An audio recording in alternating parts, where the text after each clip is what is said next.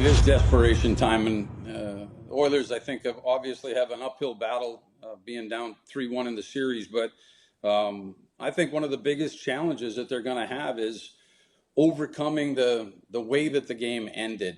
Peter Laviolette night. just And said so, two words that should scare every Edmonton Oilers fan: desperation time. After that painful overtime loss, the team is angry and lost.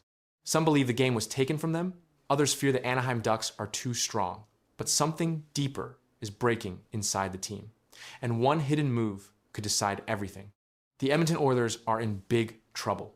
Right now, they are losing their series against the Anaheim Ducks 3-1. In hockey, being down 3-1 is like trying to climb a giant mountain with no shoes. It is very hard and very scary. The team just lost a game in overtime that left everyone feeling cheated. A player named Ryan Poehling scored the winning goal for the Ducks.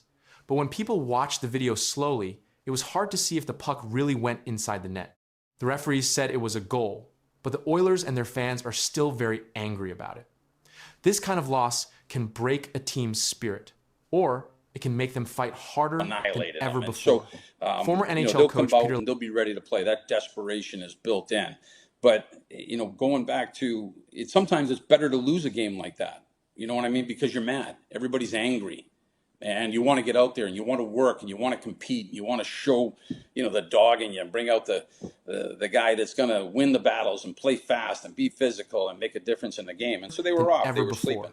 Former Edmonton NHL coach Peter Laviolette says this is desperation time. He knows what it is like to be in this spot. He says the coaches have a huge job to do right now.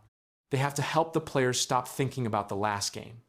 If the players stay mad at the referees, they will lose the next game too.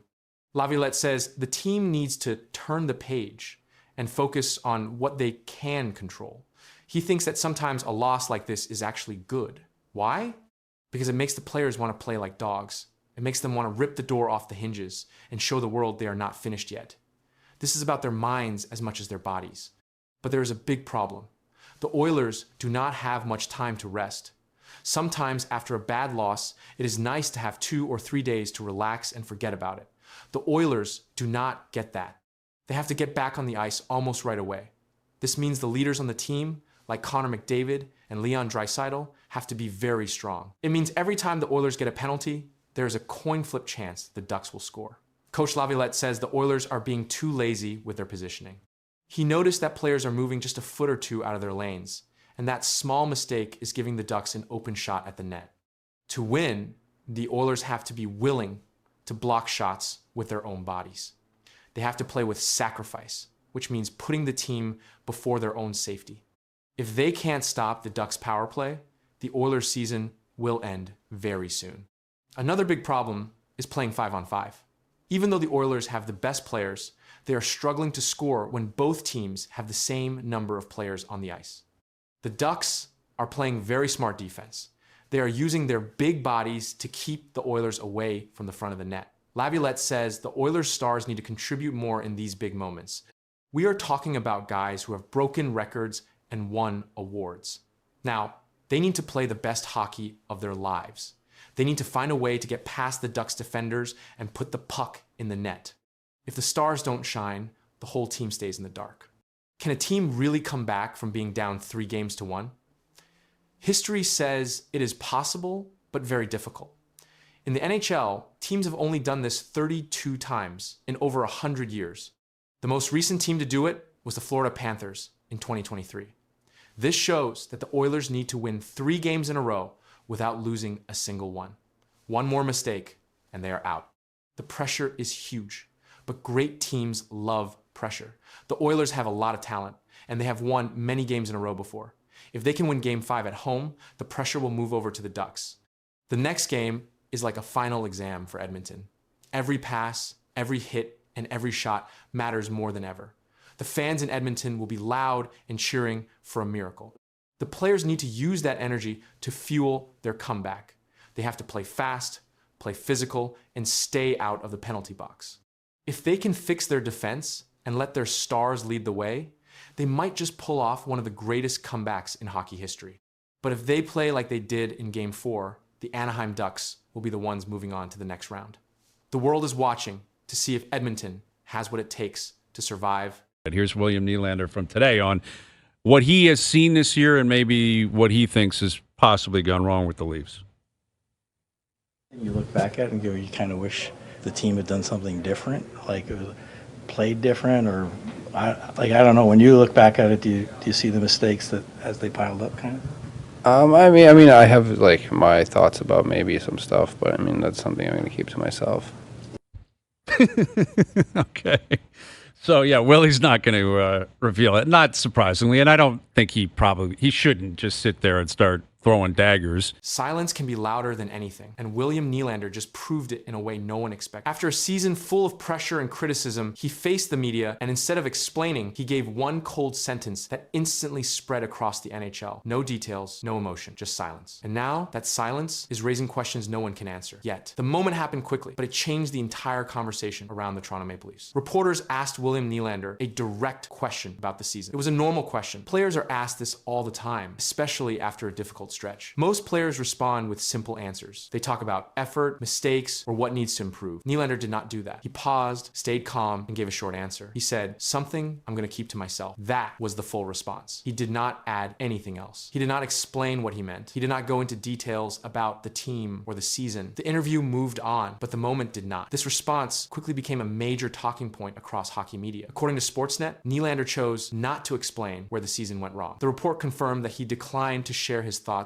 publicly when asked directly. That choice stood out immediately. Players usually give structured answers in these situations. They often say the team needs to be better or that small mistakes made a big difference. These answers are common. They are expected. Nylander's response did not follow that pattern. It was short, it was controlled, and it gave nothing away. Another report from Toronto Sun also highlighted this moment. The article explained that Nylander clearly has opinions about the season, but decided not to share them. The focus was not on what he said, but on what he chose not to say. That made the moment different. The Maple Leafs have been under heavy pressure. Expectations were high throughout the season. Media coverage has been constant. Players have faced repeated questions about performance, effort, and results. Nylander has been part of that environment. His response came during that pressure. It did not include frustration or anger. His tone stayed neutral. His words stayed limited. But the message was still clear. He was not going to explain his thoughts. That decision created a strong reaction. The reaction to that moment grew quickly, and the focus shifted from the team's performance to Nylander's response itself. Media coverage continued to highlight the same quote. The sentence, "Something I'm going to keep to myself," was repeated across broadcasts and articles. It became the main reference point in discussions about the Toronto Maple Leafs. This level of attention did not come from length or detail. It came from what was missing. According to Sportsnet, Nylander has often handled media in a controlled and private way. He does not regularly share deep internal thoughts in interviews. That pattern helps explain the response, but it does not fully remove the impact of the moment because the situation was different. The question was about a full season. It came during a period when the team was under strong public evaluation. In these moments, players are expected to give insight, even if it is limited. Nylander chose not to provide that insight. That choice became the story. Coverage from Toronto Sun emphasized that Nylander had thoughts on the season but decided not to reveal them. The article did not include any further explanation from him. The original quote remained the only direct comment. No follow-up changed that. Nylander did not expand on his answer in later interviews. He did not clarify what he meant. The single sentence remained unchanged. That consistency kept the focus on the original moment. The absence of detail continued to drive attention. In most interviews, players respond with repeated phrases. They talk about improving, learning, or moving forward. These responses create a predictable pattern. Nylander's response did not fit that pattern. It stood apart because it avoided those phrases completely. That difference increased its visibility. The quote continued to appear in headlines and discussions. Analysts referenced it when talking about the team. The response became part of a larger conversation about media interaction and player communication. But the content of the response never changed. It stayed as one sentence, delivered once with no addition. That is what kept the moment active in coverage. A single answer, without detail, without expansion, and without revision, remained at the center of attention, and even as the discussion grew, the original message stayed exactly the same. Connor McDavid just hit a number that changes how the NHL looks at him forever. One goal made history, but what happened seconds later shocked everyone watching. The crowd reacted, the bench stood up, and the league took notice. This was not just another milestone. Something bigger was unfolding on the ice, and the full impact was was only starting to become clear. Connor McDavid entered the game already, leading as one of the top scorers in the NHL. During the second period, he received the puck in open space and completed a scoring play that marked his 400th career goal. Official NHL records confirm that reaching 400 goals places a player into a rare group. Fewer than 100 players in league history have reached this number, and the pace at which McDavid achieved it drew immediate attention. The goal came during even strength play. There was no power play advantage. Game reports confirm that the Oilers were controlling possession during that shift. McDavid moved through the neutral zone, with speed entered the offensive zone, and finished the play with a clean shot past the goaltender. The moment was quickly confirmed by league tracking systems, and the broadcast displayed the milestone as it happened, but the sequence did not stop there. Shortly after scoring his 400th goal, McDavid scored again. This second goal became number 401. It happened in the same game within a short span of time. Reuters reported Connor McDavid hit the 400-goal milestone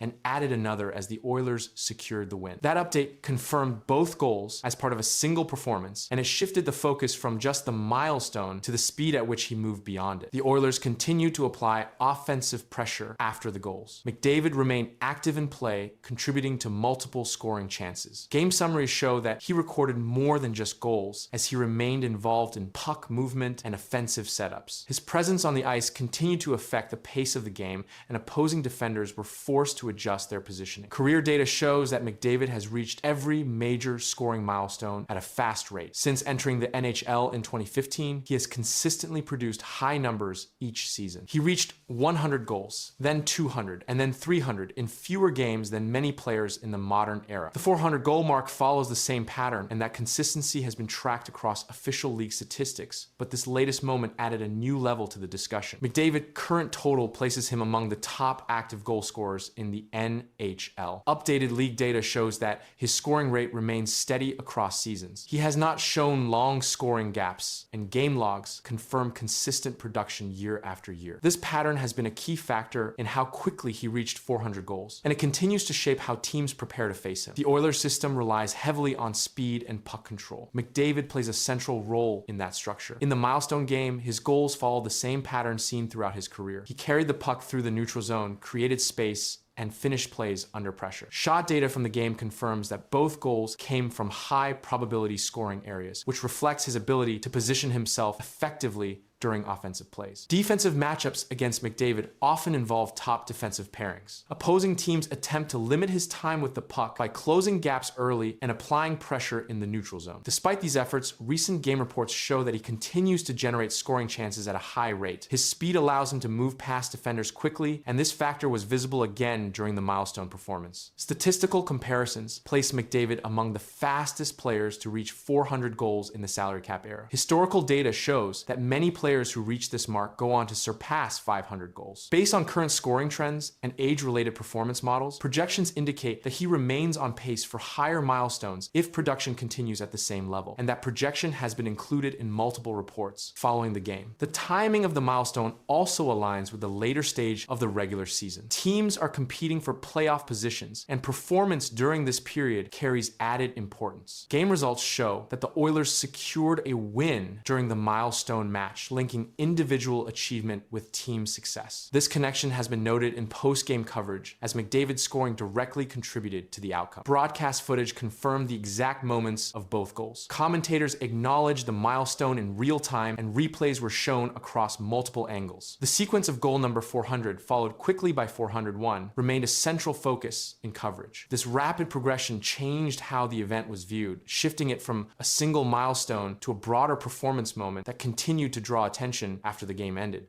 Ottawa Senators fans think they know what the Leafs lacked the most on the ice as they were chanting, "You need Marner. You need Marner," on the weekend. The question is, what do you think the Leafs actually need the most? A right winger for Austin Matthews, a right shot puck-moving D-man, or a power play QB, or perhaps a second-line center? There's a lot of options there, Cheryl. They need a right winger for Austin Matthews. Ottawa fans know exactly what the Leafs need. Look, Matthews went from 69 goals to would have been over 40 last year if it had stayed healthy for all 82 games, and now to 27 goals this year. They need somebody to set him up.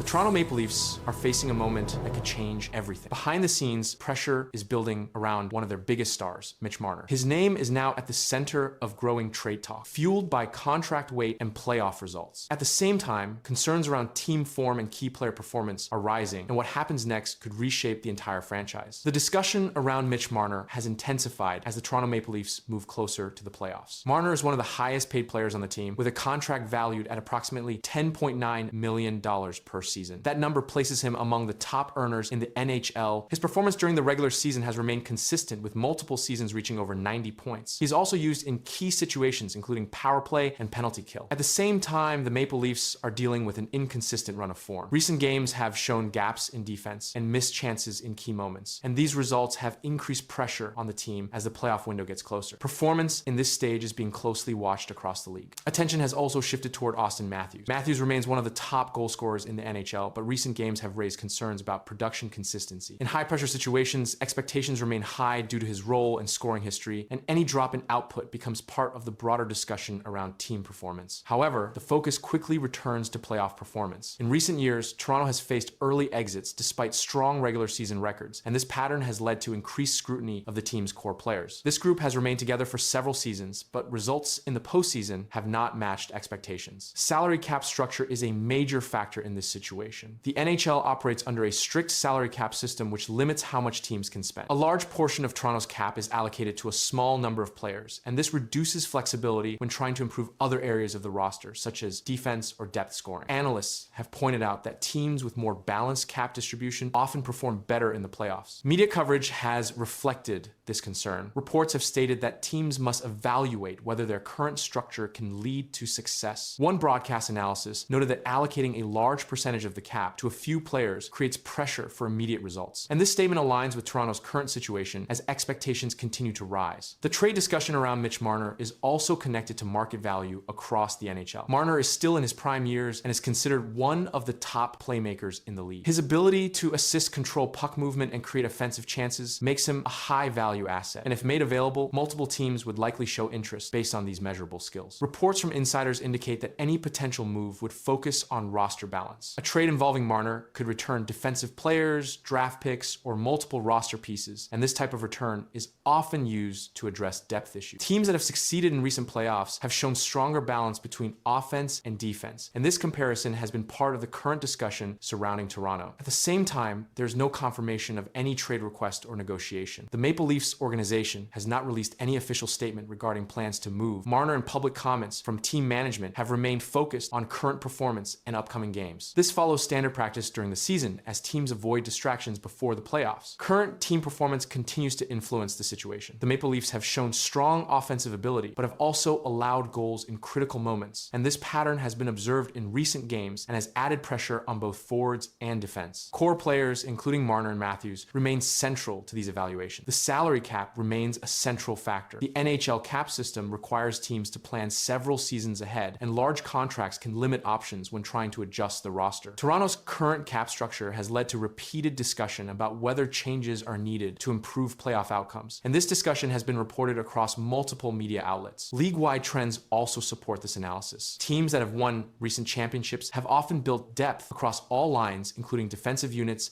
and secondary scoring. Toronto's structure, which focuses heavily on top players, has been compared to those teams, and these comparisons continue to shape the narrative around potential roster changes. An insider report stated that major decisions are usually made after full season evaluations, and this means that any significant move involving Marner would likely occur in the offseason rather than during the playoff push. For now, the situation remains under observation, with attention focused on performance cap structure and long-term planning. What's your sense of Austin and how he's handling this? He's been fine. Obviously, he's not happy about things and losing teammates too in the situation that we're in.